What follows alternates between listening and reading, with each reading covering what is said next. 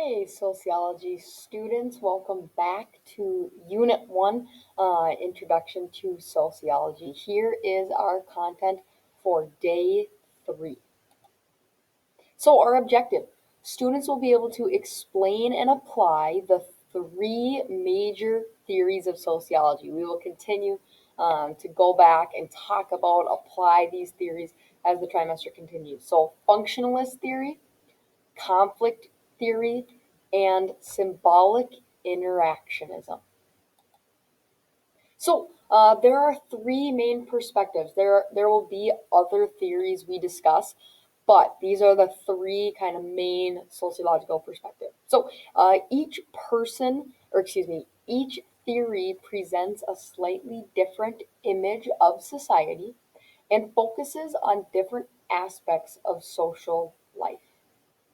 Certain consequences result from using a particular model. Right? If you only look through the lens of the conflict theory, that can have consequences, much like if you just use functionalist, and we'll talk about what that means. So we're going to start with functionalism. Functionalism is a macro theory. Macro meaning really large, big picture. Okay, so functionalism. Society is composed of structures, and every structure has a function. Okay, that's the definition of functionalism. Society is composed of structures, and every structure has a function. There's that parallel between the living body and society. Robert Merton highlighted the different functions in functionalism. Manifest is the intended function in action. Okay, intended. Latent is the unintended but positive outcome.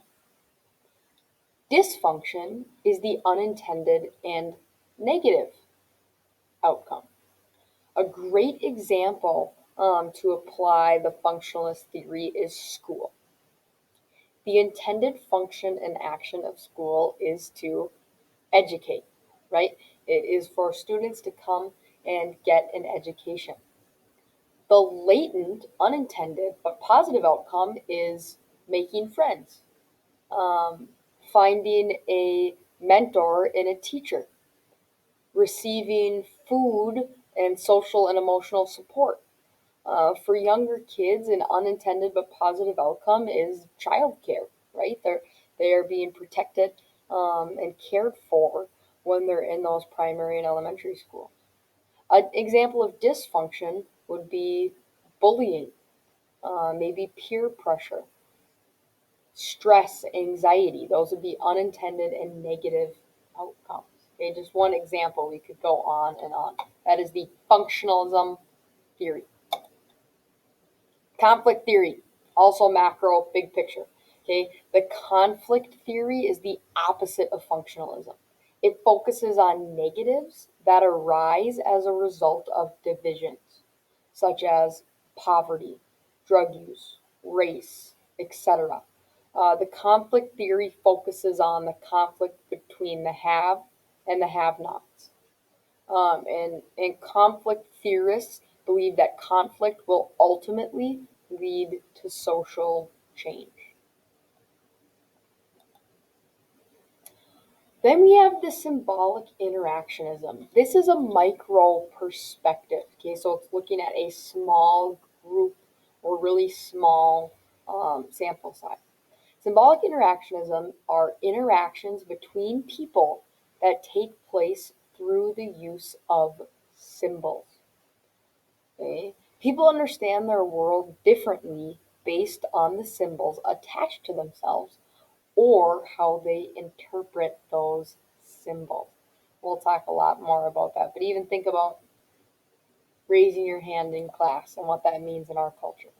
Okay? We'll talk a lot about the symbolic interactionism theory. All right, we will take some time to apply during our live meet today, but I want you to think of brainstorm an institution and society and how our three main theories might explain it. Other than that, that is what I have for you today for our lecture. I hope you have a great day.